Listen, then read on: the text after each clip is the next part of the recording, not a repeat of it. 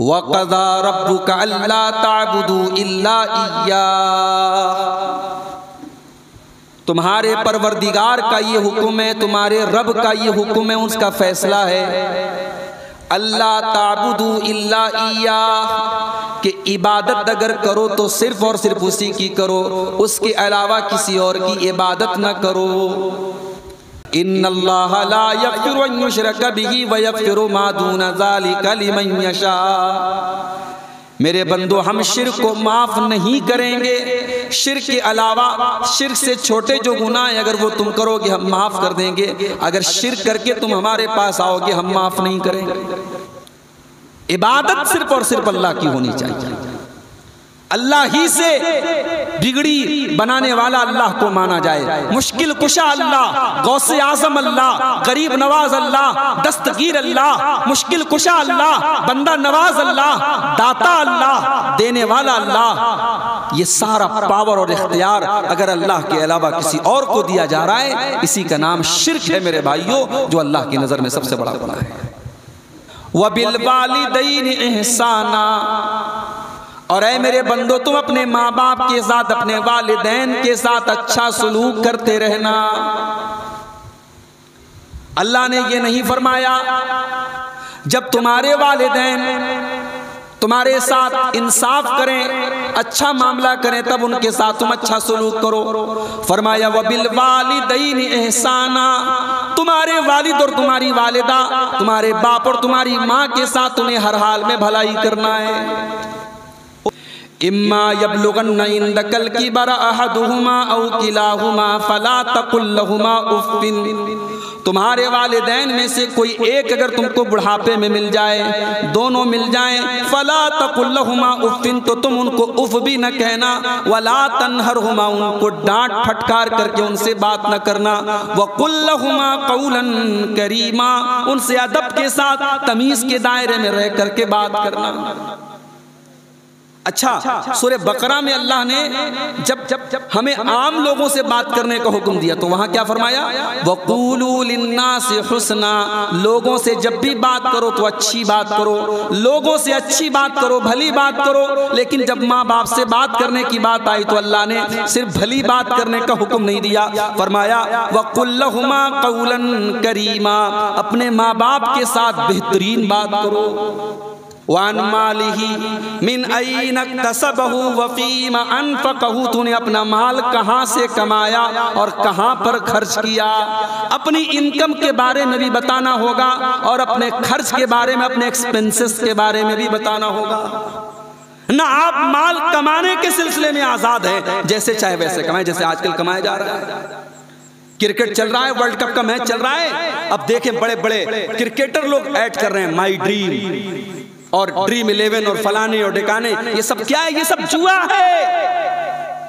वो ताश की पत्तियों के जरिए जो ट्रेडिशनल रिवायती जुआ होता था वो दौर खत्म हो गया, अब ऑनलाइन जुआ खेला जा रहा है। मैच चल रहा है, अब इस मैच में कितना रन बनेगा? 6 रन बनेगा। 6 रन मैंने लगाया, अगर 6 रन बन गया तो 1000 रुपये मुझे मिल गए, नहीं बना तो 1000 चले जाए। मान लीजिए आपके दरवाजे पर कोई मांगने वाला आया, अब अल्लाह ने कहा गरीब को दे दो, रिश्तेदार को दे दो, मुसाफिर को दे दो। भाई देने की ताकत नहीं, अब क्या करें? नहीं हमारे पास पैसा, नहीं हमारे पास ताकत। अब सामने वाले को मना करना है तो मना करने का तरीका भी अल्लाह ने बताया। फरमाया कि ऐ मेरे बंदो, व इम्मा तुरिज़न्ना अन्हुम इब्तिगाअ रहमतिन मिर रब्बिका तरजूहा फ़क़ुल लहुम क़ौलन मैसूरा, तुम्हारे पास अगर अभी देने की ताकत नहीं है, आगे उम्मीद है कि अल्लाह ताला रहमत नाजिल करेगा तो तुम दोगे, तो आज क्या करना है? फरमाया डांटना नहीं है, फटकारना नहीं है, झिड़कना नहीं है, भगाना नहीं है, फ़क़ुल लहुम क़ौलन मैसूरा, बड़ी नरमी के साथ, बड़ी मोहब्बत के साथ उसको टाल देना है कि भाई अभी मेरे पास ताकत नहीं है, बाद में आना। अल्लाह, अल्लाह ने अपने नबी से भी फरमाया व अम्मस्साइल फला तनहर, ऐ नबी अल्लाह ने आपको बहुत नवाजा है। ऐ नबी आप यतीम थे, अल्लाह ने आपको सहारा दिया। ऐ नबी आप गरीब थे, अल्लाह ने मालदार बना दिया, अल्लाह ने आपको खुशहाल बना दिया। ऐ नबी अब आपका ये फर्ज है व अम्मस्साइल फला तनहर, किसी साइल को, किसी मांगने वाले को कभी डांट करके फटकार करके न भगाना। वला तजअल यदक मगलूलतन इला उनुकिक वला तबसुतहा कुल्लल बस्ती फतकुद मलूमम महसूरा। और ऐ ईमान वालों, इतने कंजूस भी न बन जाओ कि अपने हाथ को अपने गर्दन के पास बांध लो, और इतने सखी भी न बन जाओ कि बिल्कुल अपना हाथ खोल दो और जलील होकर के बैठ जाओ। इन्ना रब्बका यबसुतुर रिज़्क़ लिमन यशाअ व यक़दिर इन्नहु कान बिइबादिही खबीरन बसीरा। अल्लाह ने फरमाया हम दौलत को तकसीम करते हैं, किसी को कुशादा कर देते हैं, किसी के लिए तंग कर देते हैं, किसी को ज़्यादा देते हैं, किसी को कम देते हैं। हम ज़्यादा जानते हैं हमारा कौन सा बंदा कितनी दौलत के लायक है। दौलत का मेयार अमल के एतबार से नहीं है मेरे भाई, दौलत का मेयार ईमान के एतबार से नहीं। अल्लाह बेईमान लोगों को कभी कभी ज़्यादा देता है, ईमानदार को कम देता है। वइज़ा बुश्शिरा अहदुहुम बिल उन्सा ज़ल्ल वजहुहु मुस्वद्दन व हुवा कज़ीम, जब किसी बाप के घर में बेटी पैदा होती है तो बाप का चेहरा काला पड़ जाता है। यतवारा मिनल कौमि मिन सुई मा बुश्शिरा बिही, वो बेचारा सोच में पड़ जाता है बेटी पैदा हो गई अब क्या करूं, अपनी कौम से चेहरा छुपाता है। अयुमसिकुहु अला हुनिन, कि क्या करूं, अगर बेटी को पाल लेता हूं तो समाज में हमको जीने नहीं दिया जाएगा, लोग बड़े ताने मारेंगे। और दूसरा रास्ता यह है कि अपनी बेटी को अपने हाथों से ले जा करके मिट्टी में दफन कर दूं, मिट्टी में गाड़ दूं। वो मिट्टी में दफन कर देते थे अपनी बेटी को। वला तक़रबुज़ ज़िना, और ऐ मेरे बंदो तुम ज़िना के करीब भी न जाना। ये नहीं फरमाया ज़िना मत करो, फरमाया करीब भी नहीं जाना है। खतरा जहाँ होता है तो दूर से ही उस पर लिख दिया जाता है कि यहाँ खतरा, इसके करीब ना आना। अल्लाह ने जिना को इतना बड़ा गुनाह करार दिया, फरमाया वला तक़रबुज़ ज़िना, तुम उसके करीब भी न जाना। औरत को हुक्म दिया गया घर से निकले तो पर्दे में निकले, खुशबू लगा करके न निकले, बन संवर करके न निकले, बगैर महरम के सफर न करे। मर्द को हुक्म दिया गया सड़क पर चले तो निगाहों को झुका करके चले। औरत को हुक्म दिया गया बगैर महरम के तू हज और उम्रा के सफर पे भी नहीं जा सकती। ये पाबंदियां क्यों लगाई इस्लाम ने? इसीलिए कि जिना से समाज को बचाना है। ये जिना इतना बड़ा पाप है कि अल्लाह फरमा रहे वला तक़रबुज़ ज़िना, तुम्हें इस जिना के करीब भी नहीं जाना।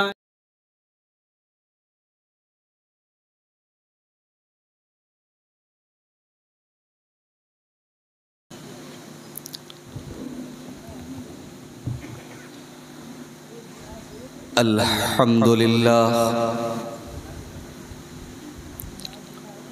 नहमदुहु व नस्तईनुहु व नस्तगफिरुहु व नऊज़ु बिल्लाहि मिन शुरूरि अनफुसिना व मिन सय्यिआति अअमालिना। मन यहदिहिल्लाहु फला मुदिल्ल लहु व मन युद्लिल फला हादिय लहु। व अशहदु अल्ला इलाहा इल्लल्लाहु वहदहु ला शरीका लहु व अशहदु अन्न मुहम्मदन अब्दुहु व रसूलुहु। या अय्युहल्लज़ीना आमनुत्तक़ुल्लाहा हक़्क़ तुक़ातिही व ला तमूतुन्न इल्ला व अंतुम मुस्लिमून। या अय्युहन्नासुत्तक़ू रब्बकुमुल्लज़ी ख़लक़कुम मिन नफ़्सिन वाहिदा व ख़लक़ मिन्हा ज़ौजहा व बत्थ मिन्हुमा रिजालन कसीरन व निसाअ वत्तक़ुल्लाहल्लज़ी तसाअलून बिही वल अरहाम इन्नल्लाहा काना अलैकुम रक़ीबा। या अय्युहल्लज़ीना आमनुत्तक़ुल्लाहा व क़ूलू क़ौलन सदीदा युस्लिह लकुम अअमालकुम व यग़फिर लकुम ज़ुनूबकुम व मन युतिइल्लाह व रसूलहु फ़क़द फ़ाज़ फ़ौज़न अज़ीमा। अम्मा बअद फ़इन्न खैरल हदीथि किताबुल्लाह व खैरल हदी हदी मुहम्मदिन सल्लल्लाहु अलैहि वसल्लम व शर्रल उमूरि मुहदसातुहा व कुल्ल मुहदसतिन बिदअह व कुल्ल बिदअतिन ज़लालह व कुल्ल ज़लालतिन फिन्नार। अऊज़ु बिल्लाहि मिनश शैतानिर रजीम। बिस्मिल्लाहिर रहमानिर रहीम। वक़ज़ा रब्बुका अल्ला तअबुदू इल्ला इय्याहु व बिल वालिदैनि इहसाना इम्मा यब्लुगन्ना इंदकल किबर अहदुहुमा औ किलाहुमा फला तक़ुल लहुमा उफ़्फ़िन वला तन्हरहुमा वक़ुल लहुमा क़ौलन करीमा वख़्फ़िज़ लहुमा जनाहज़्ज़ुल्लि मिनर रहमह वक़ुर रब्बिरहमहुमा कमा रब्बयानी सग़ीरा। मोहतरम उलमाए किराम, बुज़ुर्गों और दोस्तों, नौजवान साथियों, पर्दा नशीन माँ और बहनों, प्यारे बच्चों, 5-6 महीने के अरसे में कुसमुरा गांव में ये दूसरा प्रोग्राम यहाँ के नौजवानों की हिम्मत और उनके हौसले, उनकी मेहनत और उनकी लगन से मुनक़िद हुआ। अब तक आपने मुख्तलिफ उलमा की मुख्तलिफ तकरीरें मुख्तलिफ मौज़ूआत पर समाअत फरमाई। आज के प्रोग्राम की आखिरी कड़ी के तौर पर मैं आपके सामने हाजिर हुआ हूँ और आज की मेरी जो तकरीर है वो कुरान करीम की 15वें पारे की कुछ आयात हैं। सूरह बनी इसराइल की आयत नंबर 23 से लेकर के 39 तक। कुरान का 15वां पारा है, सूरह बनी इसराइल है। आयत नंबर 23 से लेकर के आयत नंबर 39 तक अल्लाह तबारक व तआला ने हमें और आपको 15 कीमती नसीहतें की। ये वो नसीहतें हैं जो हमारी दुनिया बदल सकती हैं अगर हमने इनके ऊपर अमल किया। मैं चाहता हूं कि आज इन्हीं 15 नसीहतों पर एक मुख्तसर सी गुफ्तगू हो और हम यहाँ से एक पैगाम लेके कुरान की ये नसीहतें हम लेकर के यहाँ से जाएं। दुआ कीजिए रब्बुल आलमीन मुझे भी और आप सबको भी इन 15 नसीहतों पर अमल करने की तौफीक अता फरमाए, आमीन। तो मैं बगैर किसी तमहीद के अपने उन्वान पर आता हूँ, अपने टॉपिक पर आता हूँ। कुरान का 15वां पारा है, सूरह बनी इसराइल है, आयत नंबर 23। वक़ज़ा रब्बुका अल्ला तअबुदू इल्ला इय्याह। तुम्हारे परवरदिगार का ये हुक्म है, तुम्हारे रब का ये हुक्म है, उसका फैसला है। अल्ला ताबुदू इल्ला इय्याह, कि इबादत अगर करो तो सिर्फ और सिर्फ उसी की करो, उसके अलावा किसी और की इबादत न करो। ये पहली नसीहत है अल्लाह ताला। अल्लाह की तौहीद, अल्लाह की इबादत में किसी को शरीक नहीं करना है, क्योंकि अल्लाह की नजर में अगर सबसे बड़ा कोई पाप है, सबसे बड़ा अगर कोई गुनाह है तो यही शिर्क है। शिर्क की हालत में अगर इंसान मर गया, अल्लाह ताला क्या उसकी माफी की कोई गुंजाइश नहीं।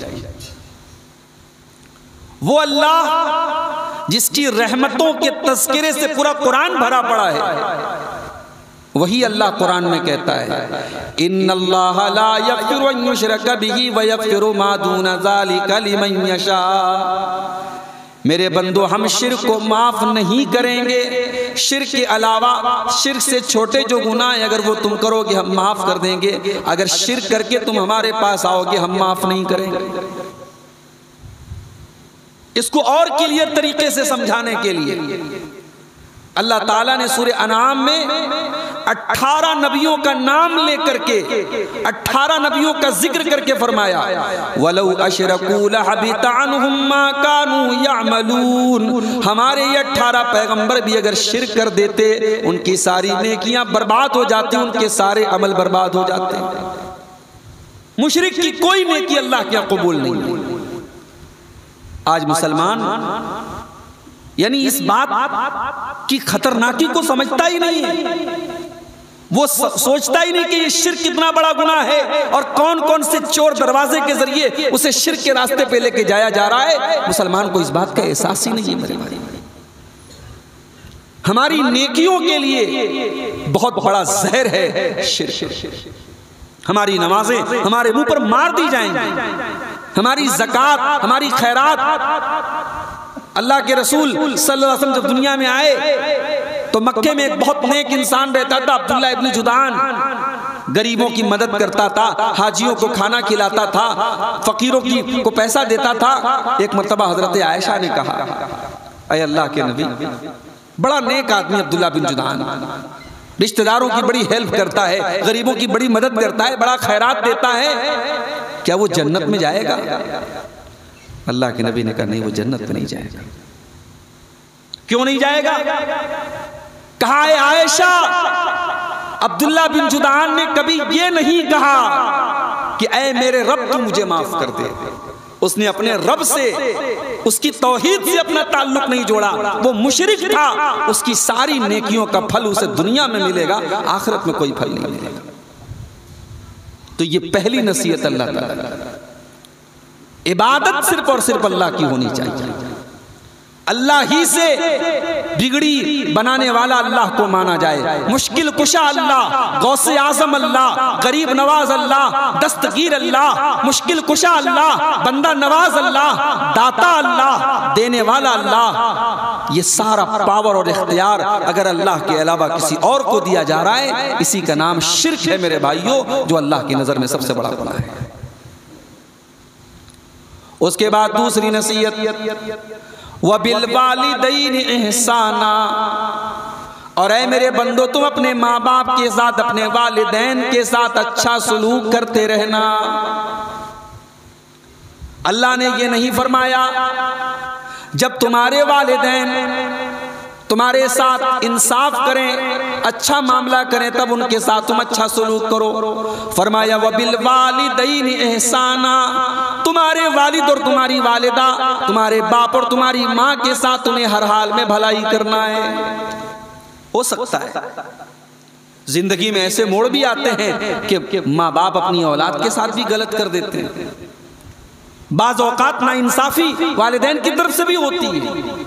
हमारा फर्ज क्या है? हमें अपनी माँ का एहतराम और उसके हुकूक का ख्याल तब भी रखना है। हमें बाप के हुकूक तब भी अदा करना है।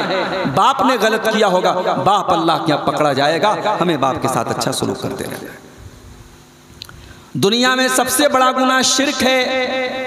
अगर आपके माँ बाप अगर आपको शिर्क करने के ऊपर उभारे, कुरान कहता है व इन जाहदाका अला अन तुश्रिक बी मा लैसा लक बिही इल्मुन फला तुतिहुमा व साहिबहुमा फिद दुनिया मारूफा। तुम्हारे वालिदैन अगर तुम्हें शिर्क करने के ऊपर उभारे, उनकी वो गलत बात तुम मत मानो, लेकिन उनके साथ दुनिया में अच्छा सलूक करते रहना। हाँ, शिर्क नहीं करना है उनके कहने पर। माँ बाप की वो बात नहीं माननी है जिससे अल्लाह नाराज होता है, लेकिन उनका अदब, उनका एहतराम, उनकी खिदमत, उसका ख्याल करते रहना है। आज हमारे यहाँ माँ बाप की कद्र कब होती है? मरने के बाद होती है।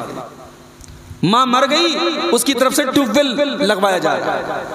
बाप मर गया, उसकी तरफ से 1 लाख 2 लाख रुपये चंदे दिए जा रहे हैं मस्जिदों में। माँ जिंदा थी, बाप जिंदा था, छोटी छोटी जरूरतों के लिए तुम्हारे मोहताज थे और तुम ताकते नहीं थे, तुम पलट करके उनकी जरूरतों के बारे में पूछते नहीं थे। और आज उनके मरने के बाद तुम साहब बड़े माँ बाप की तरफ से दान और सदका खैरात करने वाले नहीं। मेरे भाई, माँ बाप के मरने के बाद नहीं, माँ बाप की जिंदगी में उनकी कदर कीजिए। और अगर वो आपको बुढ़ापे में मिले हैं, अभी शेख सनाउल्लाह साहब तकरीर में कह रहे थे बड़े बड़े शहरों में ओल्ड एज होम बने हैं, बूढ़े हो गए माँ बाप, अब हमारी उनसे निभ नहीं पा रही, उनकी सोच अलग है, हमारी सोच अलग है, तो साहब क्या करेंगे, उनको ओल्ड एज होम में डाल देंगे जहाँ बूढ़े लोग रहते हैं। आप हमारे घर में मत रहिए, आपका पैसा हम वहां देते रहेंगे, खर्चा पानी देते रहेंगे, आप बूढ़े हो गए, बूढ़ों के साथ रहेंगे। ये कौन कर रहा है? ये आज का पढ़ा लिखा सिविल मुहज्जब इंसान कर रहा है। नहीं मेरे भाई, कल तू छोटा था, तू बचपन, तेरा बचपन था, तू बिला वजह की जिदें किया करता था, तेरा बाप तेरी जिदों को पूरा करता था। तू रात में पेशाब करके सोता था तो तेरे गीले बिस्तर पर तेरी माँ सोती थी और तुझे सूखे बिस्तर पर सुलाती थी। तेरी माँ ने 9 महीने अपने पेट में तुझे रख करके तुझे जन्म दिया है, दुनिया का सबसे बड़ा रिस्क लेकर के उस माँ ने तुझे पैदा किया है। बाप ने उंगली पकड़ के तुझे चलना सिखाया है। अगर माँ ने अपने खूने जिगर से तुझे पाला है तो बाप ने अपने पसीने बहा करके तुझे आज इस लायक बनाया है। वो बुढ़ापे में मिले हैं तो ये आपके लिए बोझ नहीं है मेरे भाई, ये रहमत है आपके। इम्मा यबलुगन्ना इंदकल किबर अहदुहुमा औ किलाहुमा फला तकुल लहुमा उफ्फिन, तुम्हारे वालिदैन में से कोई एक अगर बुढ़ापे में तुमको मिल जाए या दोनों मिल जाएं तो खबरदार तुम उनको उफ भी न कहना। मुफस्सिरीन ने लिखा है कि अरबी जुबान में किसी को तकलीफ पहुंचाने के लिए सबसे हल्का अगर कोई लफ्ज है तो वो उफ है। अल्लाह ने कहा उफ नहीं कहना, यानी तकलीफ पहुंचाना, दर्द देना, उन्हें डांटना, उन्हें बुरा भला कहना तो बड़ी दूर की बात है, तुम्हें अपने वालिदैन को उफ भी नहीं कहना है। और यहां एक बात पर आपने गौर किया, अल्लाह ने पहले एक का जिक्र किया, इम्मा यबलुगन्ना इंदकल किबर अहदुहुमा, कोई एक अगर बुढ़ापे में मिल जाए तो उसका ज्यादा ख्याल रखें। मोहतरम हजरात, बीच में लाइट जाने की वजह से सिलसिले कलाम थोड़ा सा रुक गया। हम कुरान का 15वां पारा देख रहे हैं, अल्लाह ने वालिदैन का जिक्र किया। अल्लाह ने कहा कि तुम्हारे वालिदैन में से कोई एक अगर बूढ़ा हो गया या दोनों, पहले एक का जिक्र किया। ये पहले एक का जिक्र क्यों किया? क्योंकि वालिदैन अगर दोनों जिंदा हैं तो दोनों एक दूसरे के सुख दुख के साथी हैं, एक दूसरे के साथ अपना दुख दर्द शेयर कर सकते हैं।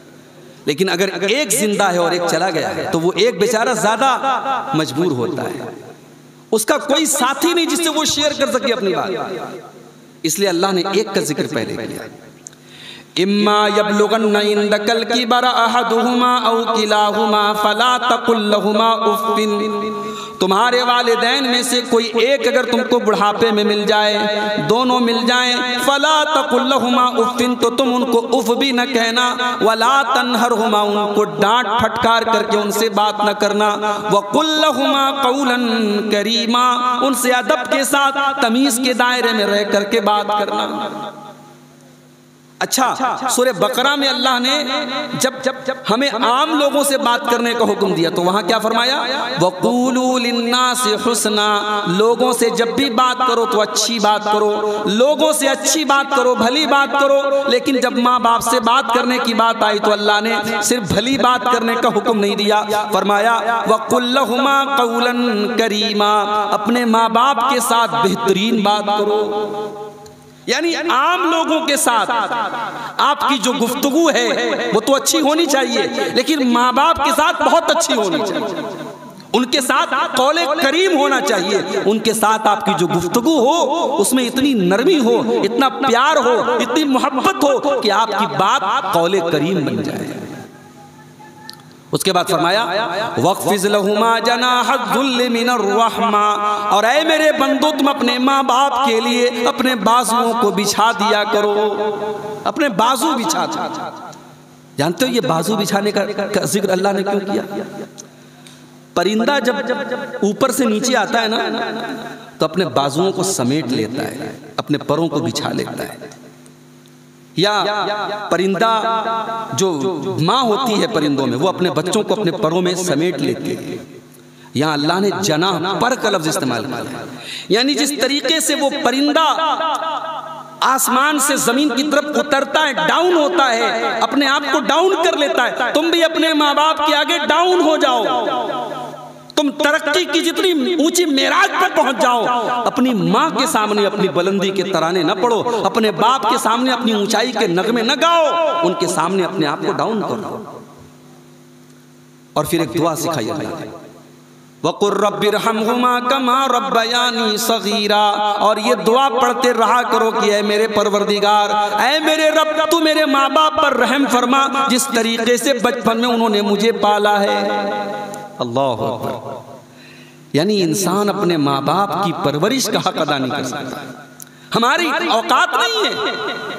वो बड़ा मशहूर वाक़या है, एक आदमी अपनी माँ को अपने कंधे पे बिठा करके तवाफ कर रहा था, तो हजरत अब्दुल्ला बिन उमर की नजर पड़ी तवाफ के दौरान। तो उसने हजरत अब्दुल्ला बिन उमर से कहा तवाफ कंप्लीट करने के बाद कि आज मैंने अपनी माँ का हक अदा कर दिया। तो हजरत अब्दुल्ला बिन उमर ने कहा था, वला ज़फ़रतम मिन ज़फ़राति उम्मिका, तूने अपनी माँ, तेरी माँ ने तुझको जब जन्म दिया था, तेरी माँ की के मुंह से जो चीखो पुकार की आवाज आई थी, अभी तो तूने उसे एक आवाज का भी हक अदा नहीं किया।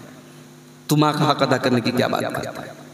तो हमारी औकात नहीं कि हम अपने माँ बाप का एहसान उतार सके, तो हम अल्लाह को के हवाले कर देते कि अरे अल्लाह तू रहम फरमा, हमारे बस की बात नहीं है, हमारे माँ बाप ने हमें पाला है, तू रहम फरमा। ये बड़ी प्यारी दुआ है, इसको याद कर लो, रब्बिरहमहुमा कमा रब्बयानी सगीरा। जब भी दुआ किया करो अल्लाह के सामने हाथ फैलाया करो, उसमें ये दुआ जरूर शामिल कर लो कि ऐ मेरे रब, मेरे माँ बाप पर रहम फरमा जिस तरीके से बचपन में उन्होंने मुझे पाला है। तो ये दूसरी नसीहत हो गई। 15 नसीहतें कंप्लीट करना है, वक्त हमारे पास महदूद है। तीसरी चीज वह आतिज़ल। अच्छा, अब यहां अल्लाह ने जब वालिदैन का जिक्र किया तो एक सवाल पैदा होगा। कभी कभी ऐसा होता है कि हम माँ बाप के साथ भलाई कर रहे हैं मगर माँ बाप खुश नहीं हो रहे हैं। इंसान है ना, औलाद अच्छा सलूक कर रही है फिर भी वालिदैन सेटिस्फाइड नहीं हो रहे हैं। हमारा दिल साफ है, हमारे दिल में उनके लिए एहतराम है, हम उनकी खिदमत भी कर रहे हैं, मगर माँ खुश नहीं हो रही है, बाप खुश नहीं हो रहा है। तब ऐसी सूरत में क्या किया जाए? अल्लाह ने उसका भी जवाब दे दिया, रब्बुकुम अअलमु बिमा फी नुफूसिकुम इन तकूनु सालिहीन फइन्नहु काना लिल अव्वाबीन गफूरा। ऐ मेरे बंदो, अगर तुम्हारे दिल के अंदर कोई मैल नहीं है, तुम्हारा दिल बिल्कुल साफ है, तुम दिल से अपने माँ बाप की कदर करते हो तो कोई मसला नहीं, अल्लाह से माफी मांगा करो, अल्लाह से तौबा किया करो, अल्लाह तुम्हारी खताओं को भी माफ कर देगा। अगर कोई तुमसे दिल साफ होने के बावजूद अगर माँ बाप के हक में कोई कमी हो गई, कोई कोताही हो गई, अल्लाह ताला माफ कर देने वाला है, लेकिन अपने दिल में कभी माँ बाप के लिए मैल न रखना। तो ये दूसरी नसीहत हो गई। अब तीसरी नसीहत, व आतिज़ल कुर्बा हक़्क़हु वल मिस्कीन वब्न सबील। अपने रिश्तेदारों को तुम उनका हक दो और गरीबों को तुम उनका हक दो और मुसाफिरों को तुम उनका हक दो। अल्लाह ने ये नहीं कहा मदद करो, अल्लाह ने ये नहीं कहा रिश्तेदार को पैसा दो, अल्लाह ने कहा रिश्तेदार को हक दो। अगर अल्लाह ने हमें दौलत दी है, हमारा कोई गरीब रिश्तेदार है, जरूरतमंद है, हमारे माल में उसका हक है, हम उसकी मदद करके एहसान नहीं करेंगे। भाई कोई हमारा भाई है, कोई भतीजा है, कोई हमारा दादा है, पोता है, ये जितने रिश्तेदार हमारे हैं, ये रिश्ते हमने नहीं बनाए, अल्लाह ने बनाए। रिश्तेदार का बड़ा हक है मेरे भाई। आज हमारे समाज का क्या है, घरों के हालात आप देखें, भाई भाई से लड़ रहा है, चाचा भतीजे से लड़ रहा है, 2-2 पुश्तों 3-3 पुश्तों तक दुश्मनियां चल रही हैं। ये दुश्मनियां पाल के कहां जाओगे मेरे भाई? और हालात तो ये हैं कि भाई मरने लगता है तो अपने बेटों को वसीयत करके जाता, मेरे भाई से बात मत करना, उससे रिश्ता मत रखना, अगर मेरी औलाद हो मेरे जनाजे में उसको शामिल मत होने देना। यानी हम दुश्मनियों को नस्ल दर नस्ल निभाते हैं। नहीं मेरे भाई, जब एक आम मुसलमान के लिए इस्लाम ये कहता है अपना दिल साफ रखो, अपना सीना साफ रखो, तो जो हमारा भाई है, हमारा करीबी रिश्तेदार है, हमारा सीना तो उसके लिए पहले साफ होना चाहिए। हम बड़ी मदद करते हैं गरीबों की, मदरसे में हमारा चंदा, मस्जिद में हमारा चंदा, यतीमों को हमारा चंदा, हमारा रिश्तेदार है, हमारा भतीजा है, हमारे खानदान का इंसान है, उसके घर में फाका कशी है, उसके घर में भुखमरी की नौबत है, हम किस बात की सखी हैं? हमारी दुनिया को हमारी ज़कात और खैरात जा रही है। अगर हमारा खानदान और हमारा रिश्तेदार अगर ज़रूरतमंद है और हम उसकी मदद नहीं कर सकते, अल्लाह की ऐसी सखावत की कोई हैसियत नहीं है। आपका रिश्तेदार आपकी मदद का पहला हकदार है, उसका सवाब भी आपको ज्यादा मिलेगा। अल्लाह के नबी ने फरमाया कि अस्सदक़तु अला ज़िर्रहिम सिंतान, रिश्तेदार के ऊपर सदका करने से डबल सवाब मिलेगा। सदका का भी सवाब मिलेगा, रिश्तेदारी को निभाने का सवाब भी मिलेगा। तो कहा कि रिश्तेदार को उसका हक दे दो, गरीबों को उनका हक दे दो, मुसाफिर को उसका हक दे दो।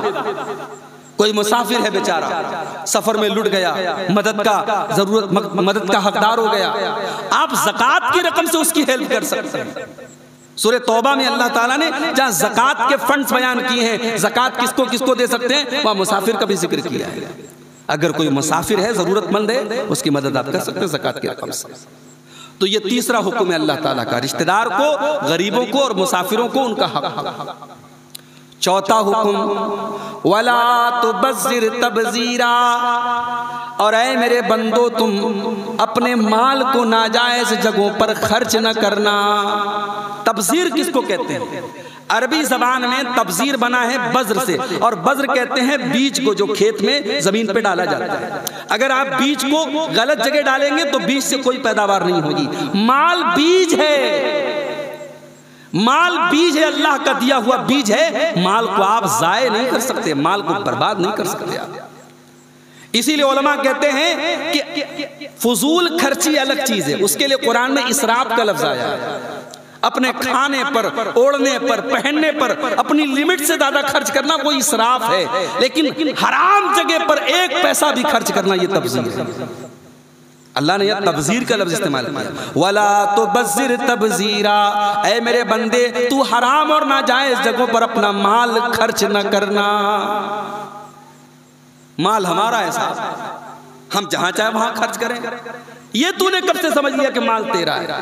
ये माल अल्लाह का है, तुझे यूज करने के लिए मिला है। अल्लाह चाहता तुझे गरीब बना देता, तू क्या कर सकता? कोई ये ना सोचे मुझे दौलत मिली है मेरे टैलेंट की बदौलत। बड़े बड़े टैलेंटेड लोग रिक्शा चला रहे हैं साहब, बड़े बड़े डिग्री याफ्ता और तालीम याफ्ता लोग टैक्सी चला रहे हैं और रिक्शा और टाली खींच रहे हैं। ये दौलत आपके टैलेंट के बल पर नहीं मिलती है, ये दौलत आपकी मेहनत के बल पर भी नहीं मिलती, वरना आपसे ज्यादा मेहनत करने वाले दो वक्त की रोटी के लिए तरस रहे हैं। ये दौलत क्यों मिलती है आगे भी अल्लाह बयान करेगा इसी सूरत के अंदर, आगे आयत आएगा। तो अल्लाह ने कहा कि माल नाजायज जगह पर खर्च मत कर, क्योंकि कयामत के दिन माल के बारे में दो सवाल होगा, और ये दो सवाल अब्दुल गफ्फार से भी होगा और इस इलाके के पढ़े लिखे से भी होगा, अनपढ़ से भी होगा, जाहिल से भी होगा, आलिम सबसे होगा। वान मालिही, ये देखिए, ये तजर्बा कीजिए आप लोग, प्रोग्राम कराते ये सब गुब्बारा उब्बारा, ये सब बहुत नामुनासिब बात है। अब ये प्रोग्राम के दौरान जितनी बार गुब्बारा फूटेगा उतनी बार डिस्टर्ब होगा, क्या जरूरत है इन सब चीजों की? देखिए, हमारा जो प्रोग्राम होना चाहिए, हम कुरान और हदीस की दावत देते हैं। हमारा स्टेज, हमारा प्रोग्राम भी सिंपल होना चाहिए, ये सब तड़क भड़क नहीं होनी चाहिए, गलत बात है। तो अल्लाह ताला कयामत के दिन 5 सवाल सबसे करेगा, उसमें 2 सवाल माल के बारे में। वान मालिही मिन अय्न इक्तसबहु व फीमा अनफक़हु, तूने अपना माल कहाँ से कमाया और कहाँ पर खर्च किया। अपनी इनकम के बारे में भी बताना होगा और अपने खर्च के बारे में, अपने एक्सपेंसेस के बारे में भी बताना होगा। ना आप माल कमाने के सिलसिले में आजाद है, जैसे चाहे वैसे कमाए, जैसे आजकल कमाया जा रहा है।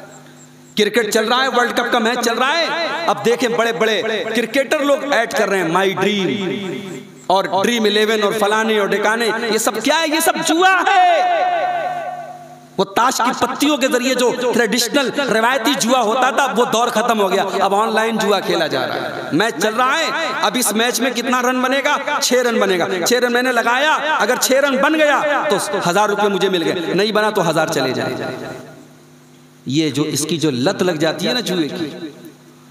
बनारस से 100 किलोमीटर दूर मऊ है। मऊ में एक लड़का, नौजवान लड़का सुसाइड कर लेता है, खुदकुशी कर लेता है, 50 लाख के कर्ज में डूब जाता है इसी ऑनलाइन जुए की लत की वजह से। मेरे नौजवान साथियों, रातों रात अमीर बनने के सपने छोड़ो, मेहनत के बल पर और अपनी तकदीर के बल पर तुम्हारे मुकद्दर की जो रोजी वो तुम्हें मिलेगी। मेरे भाई, मेहनत करो, बेहतर से बेहतर कोशिश करो, नाजायज रास्ता मत अपनाओ। ये ऑनलाइन जितने ऐप हैं, जुआ है सब, ये सट्टेबाजी के ऐप हैं, ये हराम है, बिल्कुल वाज़ेह और क्लियर तौर पर ये हराम है। इनके जरिए पैसा कमाना जायज है। तो फरमाया कि माल को नाजायज जगह पर खर्च मत करो। क्यों? इन्नल मुबज़्ज़िरीन कानू इख्वान अश-शयातीन, हराम जगहों पर पैसा खर्चा करने वाले शैतान के भाई हैं। अच्छा, शैतान का भाई होगा उनको? क्यों? जब आपने अपना माल नाजायज जगह पर खर्चा किया, किसी गरीब की मदद कर सकते थे नहीं किया, किसी नेकी के काम में दे सकते थे नहीं दिया, तूने शराब पे लुटाया, तूने हराम जगह पे लुटाया, तो तूने अपने भाई का नुकसान किया, अपने मुसलमान भाई का नुकसान किया। और मुसलमान भाई का नुकसान कौन करता है? जो शैतान का भाई होता है। अल्लाह ने कहा इन्नल मुबज़्ज़िरीन कानू इख्वान अश-शयातीन, हराम जगह पर पैसा खर्च करने वाले शैतान का भाई। फ़कान अश-शैतानु लिरब्बिही कफूरा, और शैतान अपने रब का बहुत बड़ा नाफरमान और बहुत बड़ा नाशुक्र है। कितनी चीजें हो गई भाई? पहली चीज अल्लाह की इबादत में किसी को शरीक नहीं करना, दूसरी चीज माँ बाप के साथ भलाई करना, तीसरी चीज रिश्तेदार को, गरीब को और मुसाफिर को उसका हक देना, चौथी चीज हराम जगह पर पैसा मत खर्च करना। अब पांचवी चीज, मान लीजिए आपके दरवाजे पर कोई मांगने वाला आया, अब अल्लाह ने कहा गरीब को दे दो, रिश्तेदार को दे दो, मुसाफिर को दे दो। भाई देने की ताकत नहीं, अब क्या करें? नहीं हमारे पास पैसा, नहीं हमारे पास ताकत। अब सामने वाले को मना करना है, तो मना करने का तरीका भी अल्लाह ने बताया। फरमाया कि ऐ मेरे बंदो, व इम्मा तुरिज़न अन्हुम इब्तिगाअ रहमतिन मिर रब्बिका तरजूहा फकुल लहुम क़ौलन मैसूरा। तुम्हारे पास अगर अभी देने की ताकत नहीं है, आगे उम्मीद है कि अल्लाह ताला रहमत नाजिल करेगा तो तुम दोगे, तो आज क्या करना है? फरमाया डांटना नहीं है, फटकारना नहीं है, झिड़कना नहीं है, भगाना नहीं है। फकुल लहुम क़ौलन मैसूरा, बड़ी नरमी के साथ, बड़ी मोहब्बत के साथ उसको टाल देना है कि भाई अभी मेरे पास ताकत नहीं है, बाद में आना। अल्लाह अकबर। इस्लाम कैसा मजहब है मेरे भाई, मैं कुर्बान जाऊं, अल्लाह ने कैसा दीन हमें दिया है। देने का तरीका भी बताया और इनकार करने का तरीका भी बताया। आप किसी साइल को, किसी मांगने वाले को फटकार नहीं सकते। हमारे यहाँ रमजान में लोग ज़कात लेने आते हैं, बड़े बड़े सेठों को और बड़े बड़े गद्दीदारों को मैंने देखा कि वो उन सफीरों के साथ, उन चंदा लेने वालों के साथ ऐसा सुलूक करते जैसे वो उनके नौकर हैं। कहीं ऐसा ना हो मेरे भाई हमारा ये तकब्बुर अल्लाह को नापसंद आ जाए। मिसालें मौजूद हैं बनारस से लेकर भदोही तक, जो कल अरबपति थे आज सड़कपति हो गए, आज रोड पर आ गए। अल्लाह की रस्सी अगर आज अल्लाह ने ढील दी है तो कल टाइट भी कर सकता है मेरे भाई। अगर आज अल्लाह ने दौलत दी है तो अकड़ और गुरूर न दिखाओ। वो ज़कात लेने आपके दरवाजे पर पहुंचाए, आपका नौकर नहीं है, आपका मोहसिन है, एहसान कर रहा है आपको। इस्लाम का हुक्म नहीं है कि ज़कात आपके घर कोई आके ले, आपको ज़कात देने जाना, आपको ज़कात अदा करना, आप अल्लाह का हक है आपके माल में। आप उसके साथ ऐसा सुलूक है जो फकीर है। बनारस माशाअल्लाह बड़ा बहुत तिजारती शहर है, बड़ा कमर्शियल सिटी हमारी, कारोबारी लोग हैं साहब। कितने सफीरों को हमने देखा रमजान में वो दाल मंडी में इफ्तार और सहरी करते हैं। मस्जिदों के दरवाजे बंद था, हमारे यहाँ सहरी और इफ्तारी का इंतजाम नहीं है। आपके यूपी के बगल में मध्य प्रदेश एक स्टेट है, मध्य प्रदेश में एक जगह है सिवनी। एक मर्तबा वहां गया, एक साहब मिले, हमारी जमात के बड़े पैसे वाले थे, पेट्रोल पंप के मालिक, करोड़पति आदमी है।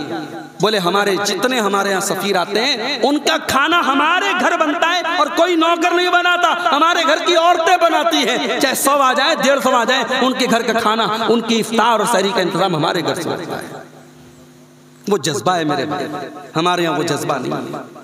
हमारे यहाँ माफ कीजिए बुरा लगे, कितनी मस्जिदें बनारस की हैं जहाँ खतीब जुमा पढ़ाने जाए, जामे सलफिया से बेचारे तलबा जाते हैं, कोई एक गिलास पानी पूछने वाला नहीं है। ये शर्म की बात नहीं है। हमारे मकान बड़े आलीशान हो गए, हमारा लाइफ स्टाइल बहुत हैवी हो गया, हमारे दिल क्यों इतने छोटे हो रहे मेरे भाई? अपने उलमा की, अपने तलबा की इज्जत करना हमने क्यों छोड़ दिया?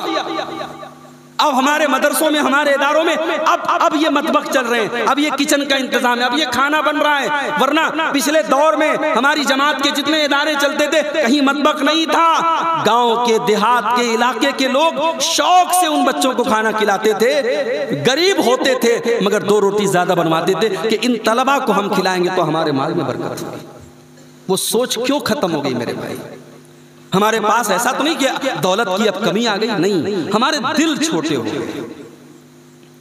अल्लाह ने कहा कि अगर मना करना है तो प्यार से मना। अल्लाह ने अपने नबी से भी फरमाया वअम्मस्साइल फला तनहर, ऐ नबी अल्लाह ने आपको बहुत नवाजा है। ऐ नबी आप यतीम थे, अल्लाह ने आपको सहारा दिया। ऐ नबी आप गरीब थे, अल्लाह ने मालदार बना दिया, अल्लाह ने आपको खुशहाल बना दिया। ऐ नबी अब आपका ये फर्ज है वअम्मस्साइल फला तनहर, किसी साइल को, किसी मांगने वाले को कभी डांट करके, फटकार करके न भगाना। वैसे हमारे नबी कभी ना नहीं करते थे। किसी ने चादर दी थी अल्लाह के नबी को, बड़ी खूबसूरत चादर थी, अल्लाह के नबी को बड़ी पसंद थी। चादर पहन के आए, चादर ओढ़ के आए। एक सहाबी ने कहा या रसूल अल्लाह ये चादर मुझे दे दीजिए। नबी ना नहीं करते थे, चादर अपनी चादर उतार के सहाबी को दे दी। सहाबी ने ले ली। दूसरे सहाबा उनकी तरफ तेज नजरों से देखने लगे, तूने बहुत गलत काम किया, ये चादर अल्लाह के नबी को बहुत पसंद थी, तुझे क्या जरूरत थी मांगने की? तुझे पता है अल्लाह के नबी मना नहीं करते, ना नहीं करते। उसने कहा भाइयों मैंने पहनने के लिए नहीं मांगी, ये नबी ने ये चादर ओढ़ी है, ये चादर नबी के जिस्म से टच हुई है, मैं चाहता हूं इस चादर को अपना कफन बना लूं, मैंने इस मकसद के लिए चादर ली। तो ये मेरे नबी की सखावत का आलम था मेरे भाई। मेरे नबी ना नहीं करते थे, लेकिन अल्लाह ने अपने नबी को भी ये हुक्म दिया वो अम्मस्साइल फला तनहर, ऐ मेरे हबीब किसी साइल को, किसी मांगने वाले को कभी डांट करके मत भगाना। तो ये हो गई आपकी 5वीं नसीहत। उसके बाद नंबर 6 वला तजअल यदक मगलूलतन इला उनक़िका वला तबसुतहा कुल्लल बस्ती फतक़उद मलूमम महसूरा। और ऐ ईमान वालों इतने कंजूस भी न बन जाओ कि अपने हाथ को अपने गर्दन के पास बांध लो, और इतने सखी भी न बन जाओ कि बिल्कुल अपना हाथ खोल दो और जलील हो करके बैठ जाओ। क्या मतलब? यानी मोमिन जो होता है वो कंजूस भी नहीं होता, और मोमिन अपनी लिमिट से ज्यादा, अपनी औकात से ज्यादा खर्च भी नहीं करेगा, वो दरमियान का रास्ता अपनाता है। उलमा ने लिखा है इस आयत के बारे में कि अगर इस आयत पर अमल किया जाए तो किसी देश की अर्थव्यवस्था बर्बाद नहीं हो सकती। घर छोड़ो, परिवार छोड़ो, किसी कंट्री और देश की इकोनॉमी को बैलेंस करना है तो यही उसूल है कि हमें हकदारों तक उनका हक भी पहुंचाना है और हमें अपनी लिमिट से ज्यादा खर्च भी नहीं करना। ये जो क्रेडिट कार्ड होता है ना, क्रेडिट अक्सर सवाल पूछा जाता है मौलवी साहब क्रेडिट कार्ड इस्तेमाल करना कैसे? अब तो आजकल क्रेडिट कार्ड ऐसे भी आ रहे हैं फ्री ऑफ कॉस्ट मिल रहे हैं, क्रेडिट कार्ड फ्री में मिल रहे हैं, कोई चार्ज नहीं है, मगर नहीं लेना चाहिए। अगर आप क्रेडिट कार्ड लेंगे तो पता है होगा क्या? पैसा आपकी जेब में नहीं है, लेकिन क्रेडिट कार्ड में 1 लाख रुपया है। अब आप ऑनलाइन कपड़ा खरीद रहे हैं, जूता खरीद रहे हैं, चप्पल, ऑफर तो आता रहता है ना।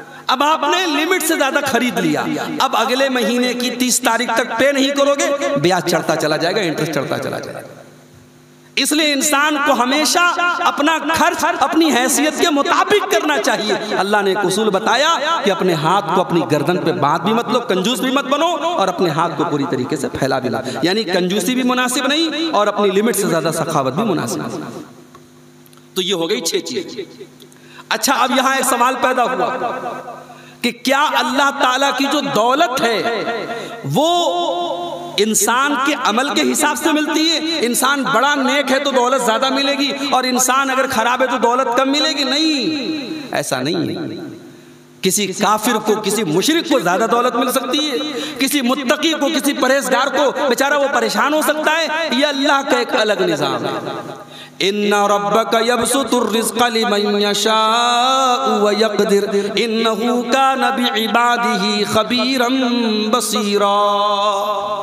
अल्लाह ने फरमाया हम दौलत को तकसीम करते हैं, किसी को कुशादा कर देते हैं, किसी के लिए तंग कर देते हैं, किसी को ज़्यादा देते हैं, किसी को कम देते हैं। हम ज़्यादा जानते हैं हमारा कौन सा बंदा कितनी दौलत के लायक है। दौलत का मेयार अमल के एतबार से नहीं है मेरे भाई, दौलत का मेयार ईमान के एतबार से नहीं। अल्लाह बेईमान लोगों को कभी कभी ज़्यादा देता है, ईमानदार को कम देता है।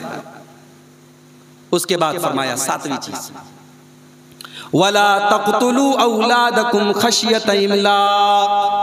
और ऐ ईमान वालो, अपनी औलाद को अपने पेट के लिए कत्ल न किया करो। इस डर से अपनी औलाद को कत्ल न किया करो कि वो क्या खाएगी। नहनु नर्ज़ुकुहुम व इय्याकुम, तुम्हारी औलाद को भी रोजी देने वाले हम हैं और तुमको भी रोजी देने वाले हम हैं। हाय हाय, क्या बात है। बाप ये न समझे बेटे को खिला रहा है और बेटा ये न समझे बाप को खिला रहा है। रिस्क देने वाला अल्लाह है और इस डर से अगर कोई अपनी औलाद को कत्ल कर देता है कि हम कहां से खिलाएंगे, इस गलतफहमी को निकाल दे। तू नहीं खिला रहा है, अल्लाह रिस्क देता है। 1400 साल पहले उस अरब की सोसाइटी में ये काम भी होता था। खास तौर से लड़कियां जब पैदा होती थी, लोग लड़कियों को मार डालते थे, बेटियों को मार डालते थे, बाप अपने हाथ से खत्म कर देता था। अल्लाह ताला ने 14वें पारे में नक्शा खींचा है, वइज़ा बुश्शिरा अहदुहुम बिल उन्सा ज़ल्ल वजहुहु मुस्वद्दन व हुवा कज़ीम। जब किसी बाप के घर में बेटी पैदा होती है तो बाप का चेहरा काला पड़ जाता है। यतवारा मिनल कौमि मिन सूइ मा बुश्शिरा बिही, वो बेचारा सोच में पड़ जाता है बेटी पैदा हो गई, अब क्या करूं, अपनी कौम से चेहरा छुपाता है। अयुमसिकुहु अला हुनिन, कि क्या करूं, अगर बेटी को पाल लेता हूं तो समाज में हमको जीने नहीं दिया जाएगा, लोग बड़े ताने मारेंगे। और दूसरा रास्ता यह है कि अपनी बेटी को अपने हाथों से ले जा करके मिट्टी में दफन कर दूं, मिट्टी में गाड़ दूं। वो मिट्टी में दफन कर देते थे अपनी बेटी को। मेरे नबी ने आकर के इस रस्म को खत्म किया। आपने कुरान की आयत लोगों को सुनाई, वइज़ल मौऊदतु सुइलत बिअय्यि ज़ंबिन कुतिलत। बेटियों को कत्ल करने वालों, कान खोल करके सुन लो, उस मासूम बच्ची से कल क़यामत के दिन अल्लाह पूछेगा तेरे माँ बाप ने किस जुर्म की तुझको सजा दी थी। उससे पूछा जाएगा और उसके माँ बाप को सजा दी जाएगी। और आपने बेटी की परवरिश पर आपने जन्नत की खुशखबरी सुनाई। आपने फरमाया मन आला जारियतैन हत्ता तबलुगा जा यौमल क़ियामति अना व हुवा कहातैन। जिसने 2 बेटियों की परवरिश कर ली, यहाँ तक कि वो बेटियां जवान हो गई और उसने बेटियों का सारा हक अदा किया, तो क़यामत के दिन वो इस हाल में आएगा कि वो जन्नत में मेरे साथ जाएगा जैसे ये दोनों उंगलियां एक दूसरे के साथ मिली हुई हैं। तो नबी ने औलाद के कत्ल पर रुकावट डाली मेरे भाई। मगर आज 2023 चल रहा है, हमारा भारत चंद्रमा पर पहुंच गया, तरक्की कर गए हम।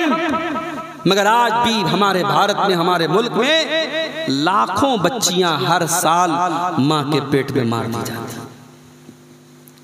वो तो 1400 साल पहले की सोसाइटी, वो दौरे जाहिलियत वाली सोसाइटी थी ना, तालीम नहीं थी, तहजीब नहीं थी। उस दौर में बेटी पैदा होने के बाद लोग मारते थे। आज का इंसान बड़ा तरक्की याफ्ता है, वो माँ के पेट में बच्ची को मारता है। डॉक्टरों क्या लिखा रहता है, हमारे यहाँ बच्चा बच्ची की जांच नहीं होती, मगर टेबल के नीचे सब होता है। जांच करा लिया, बेटी है, एबॉर्शन करा दिया, माँ के पेट में बच्ची को मार दिया।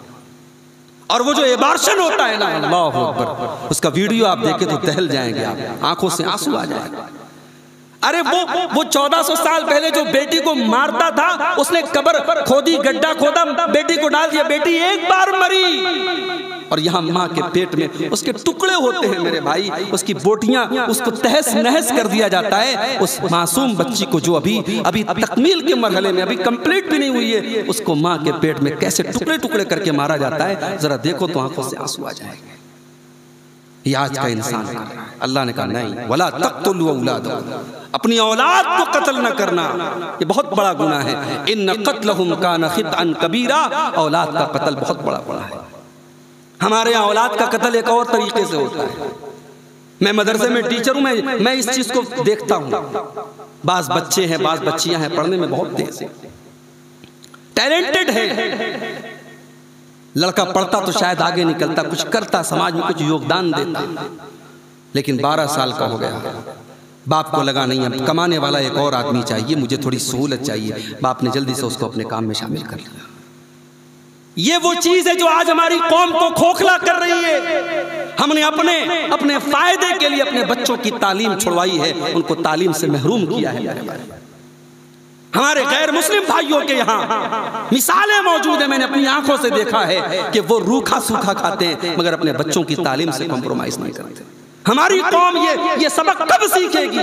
हम थोड़ा कमजोर लाइफ स्टाइल झेल लें, थोड़ी तकलीफें बर्दाश्त कर लें, मगर बच्चों की तालीम न छुड़ाएं। आज के दौर में बच्चों को तालीम से महरूम करना ये भी उनको कत्ल करने के बराबर है।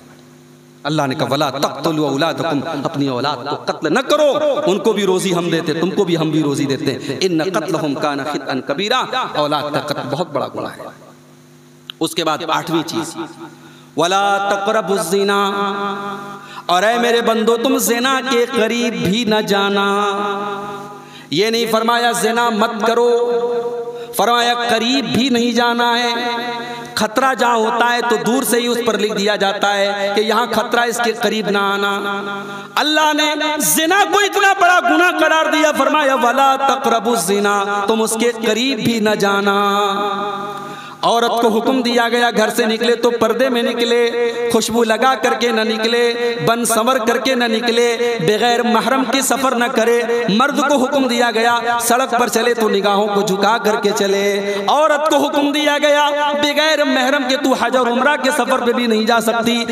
ये पाबंदियां क्यों लगाई इस्लाम ने? इसीलिए कि ज़िना से समाज को बचाना है। ये ज़िना इतना बड़ा पाप है कि अल्लाह फरमा रहे वला तक़रबुज़ ज़िना, तुम्हें इस ज़िना के करीब भी नहीं जाना है। ये देवर भाभी के दरमियान क्यों इस्लाम ने इतनी सख्ती रखी कि साहब देवर और भाभी के दरमियान अकेलापन नहीं होना चाहिए, जीजा और साली के बीच में बेतकल्लुफी नहीं होनी चाहिए, क्योंकि इन्हीं रास्तों से घरों के अंदर ज़िनाकारी और बदकारी आती है और अल्लाह ने उसके करीब भी हमें जाने से मना किया।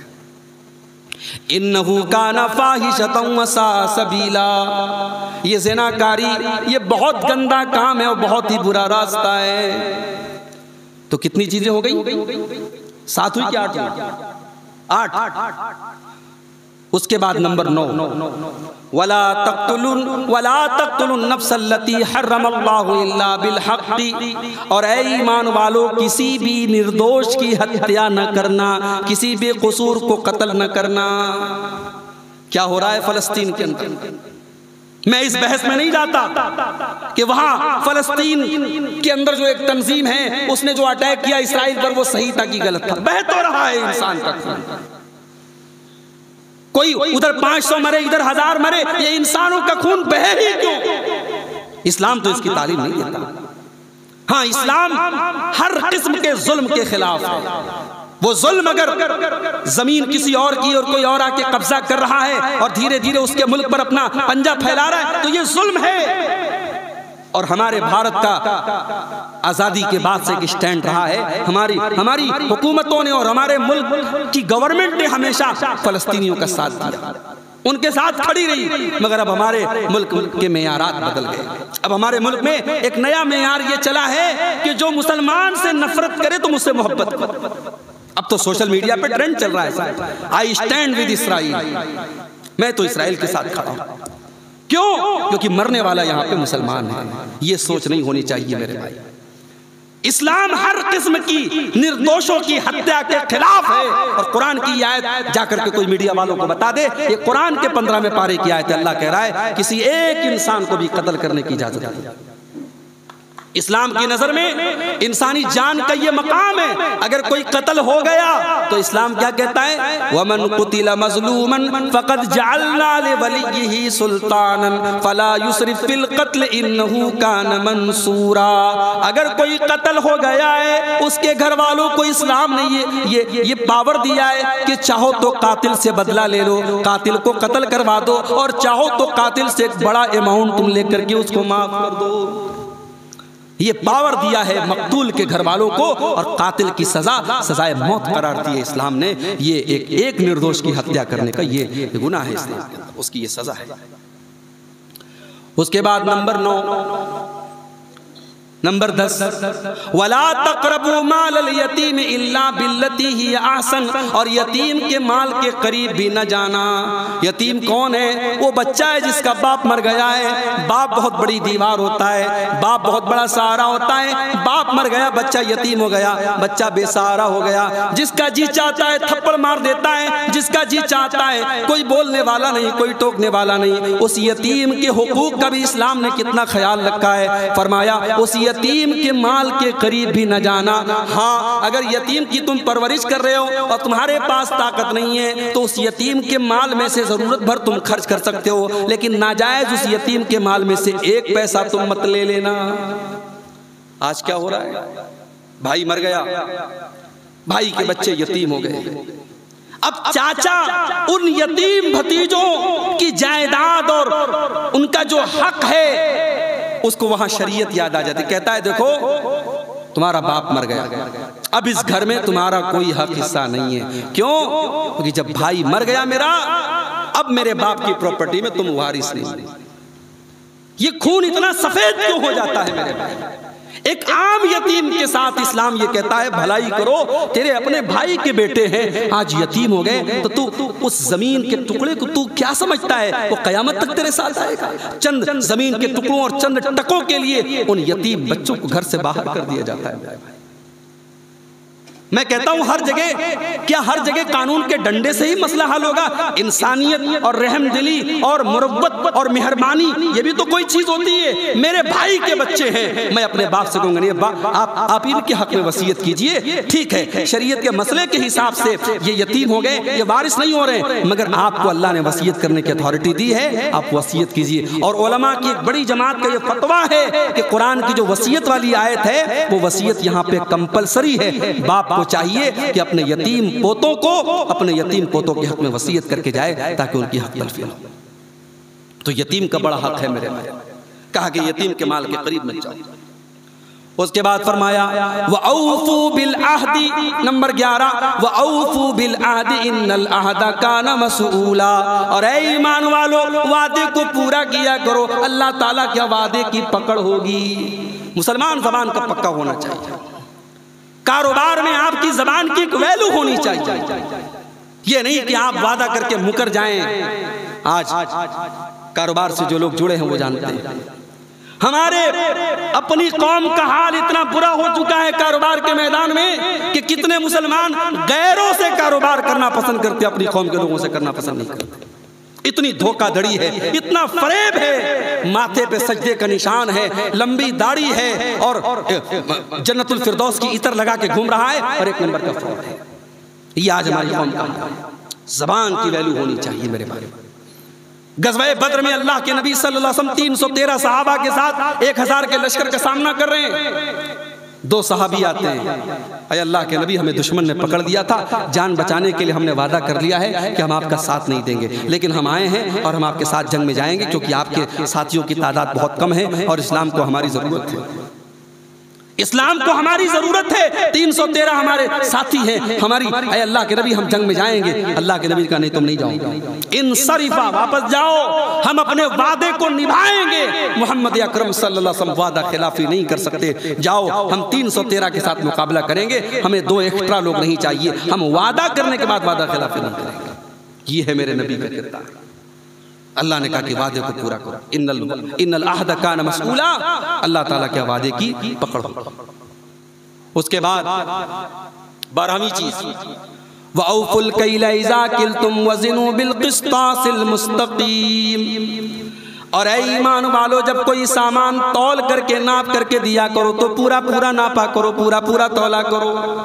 ज़ालिका खैरुन व अहसनु तअवीला, जब तुम पूरा पूरा नाप करके तौल करके सामान दोगे तो इसका अंजाम बेहतर होगा। अगर डंडी मारोगे, अगर धोखाधड़ी करोगे, हो सकता है 4 पैसे कमा लो, लेकिन उसका अंजाम बुरा होगा। हराम तरीके से पैसे कमा भी लोगे, अंजाम बुरा होगा। हलाल और जायज़ तरीके से जो पैसे कमाओगे उसका अंजाम बेहतर होगा। अब यहाँ अल्लाह ने नाप तौल का जिक्र किया है। अब यहाँ वही तराजू, वही नापने का मामला नहीं है। आप कारोबार में जितने भी फ्रॉड के और बेईमानी के तरीके हैं उन सबको यहाँ अप्लाई कर सकते हैं कि आप हर किस्म के फ्रॉड और धोखाधड़ी से बचिए। उसके बाद नंबर 13 फरमाया, वला तक़्फ़ु मा लैसा लक बिही इल्म इन्नस समा वल बसर वल फुआद कुल्लु उलाइका काना अन्हु मसऊला। और ऐ मेरे बंदो, ऐसी चीज के पीछे कभी ना पड़ना जिस चीज की तुमको नॉलेज ना हो, इसलिए कि अल्लाह ताला के यहाँ तुम्हारी कानों का भी हिसाब होगा, तुम्हारी आंखों का भी हिसाब होगा, तुम्हारे दिल का भी हिसाब होगा। मोबाइल पर अभी आपने शेख सनाउल्लाह साहब की तकरीर सुनी। मोबाइल का इस्तेमाल हम सब करते हैं। कुरान की आयत अपने सामने रखो मेरे भाई। आंखें क्या देख रही हैं, कान क्या सुन रहे हैं और दिल में क्या पुलाव पक रही है, अल्लाह के हिसाब देना पड़ेगा। बस ये आयत अगर याद रहे तो शायद हमें अपने मोबाइल की हिस्ट्री में से कुछ डिलीट ना करना पड़े, शायद हमें व्हाट्सएप की कोई चैटिंग डिलीट ना करनी पड़े, शायद यूट्यूब का कोई डाटा हमें खत्म ना करना पड़े। अगर ये आयत हमें याद हो जाए, इन्न समा वल बसरा वल फुआदा, कान ने क्या सुना, आंखों ने क्या देखा और दिल ने क्या प्लान बनाया, अल्लाह क्या हिसाब देना पड़ेगा।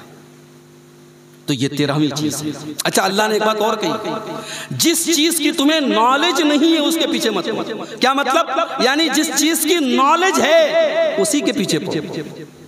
अब ये इंटरनेट का दौर है साहब। यूट्यूब पर हमने तकरीर सुनी, मौलवी साहब की बड़ी अच्छी तकरीर लगी, हम फैन हो गए।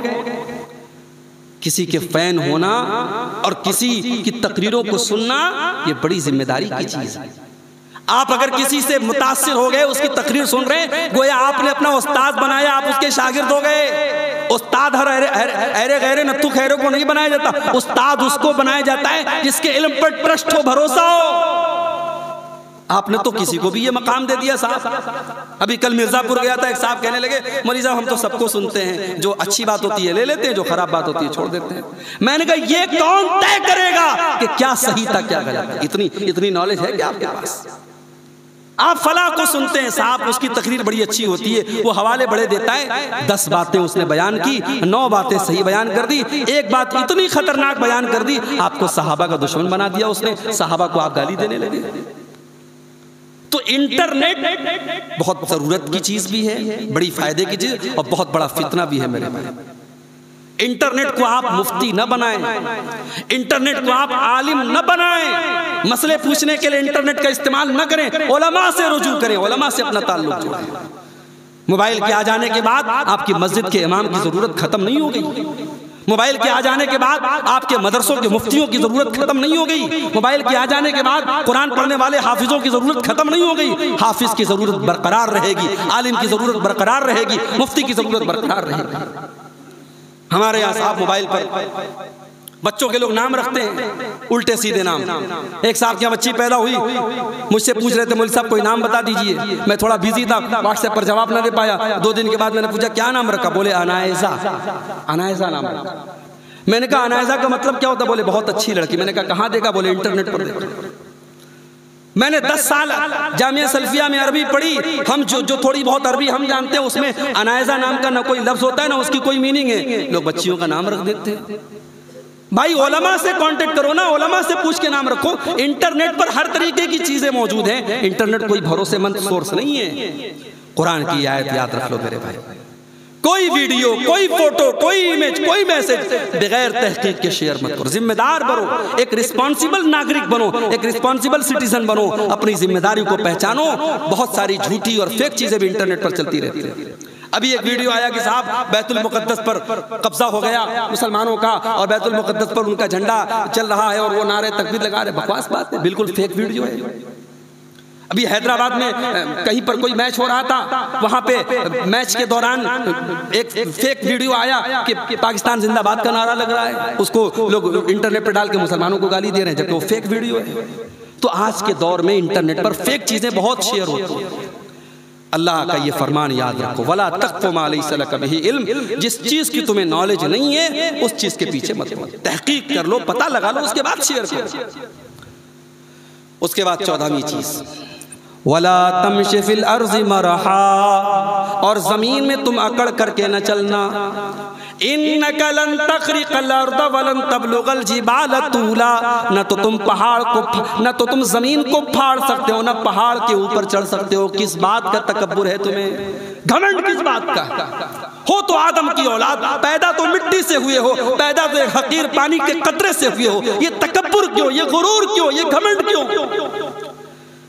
घमंड करना इब्लीस का तरीका है, घमंड करना फिरौन का तरीका है, तकब्बुर करना कारून का तरीका है, और अल्लाह की सुन्नत रही है, अल्लाह का कानून रहा है। घमंडियों को अल्लाह ने बर्बाद कर दिया है, इसलिए अल्लाह ने कहा जमीन में अकड़ करके न चलो। अब ये 14 बातें अल्लाह ने बयान की। इन 14 नसीहतों को बयान करने के बाद अल्लाह ने फरमाया, कुल्लु ज़ालिका काना सय्युहु इंद रब्बिका मकरूहा। ऐ मेरे बंदो, ये जो बातें मैंने बयान की हैं, इनमें जिन बातों से मैंने मना किया है उनसे बच करके रहना, क्योंकि अल्लाह को वो बहुत ज्यादा नापसंद है। ज़ालिका मिम्मा औहा इलैका रब्बुका मिनल हिक्मा, और ऐ नबी, ये अल्लाह ताला आपकी तरफ वही फरमा रहा है, अल्लाह ताला आपकी तरफ ये आयत नाजिल फरमा रहा है, ये हिकमत की बातें बता रहा है। वला तजअल मअल्लाहि इलाहन आखर फतुल्का फी जहन्नम मलूमम मदहूरा। और 15वीं नसीहत ये है कि ऐ कुरान पढ़ने वाले, तू अल्लाह के साथ किसी को शरीक न करना, वरना जलील हो करके जहन्नम में डाल दिया जाएगा। देखो, पहली नसीहत क्या थी, अल्लाह ही की इबादत करो, शिर्क मत करो। और 15वीं नसीहत भी सेम है, अल्लाह के साथ शिर्क मत करो। क्या मतलब?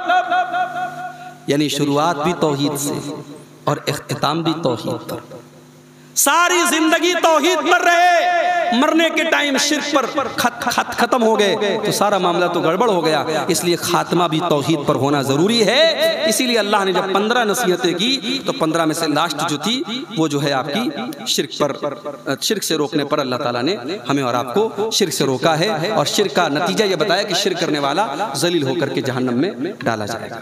तो ये 15 नसीहतें हैं मेरे भाइयों।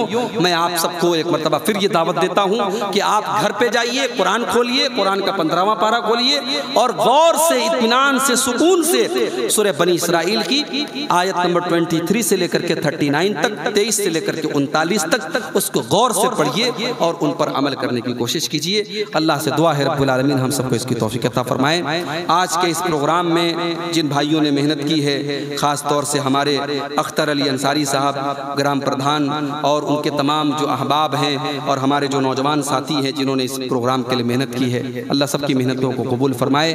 अल्लाह इस प्रोग्राम के ज़रिए एक अच्छा मैसेज लोगों के दिलों में डालने की और उसको उसके ऊपर अमल करने की तौफीक अता फरमाए।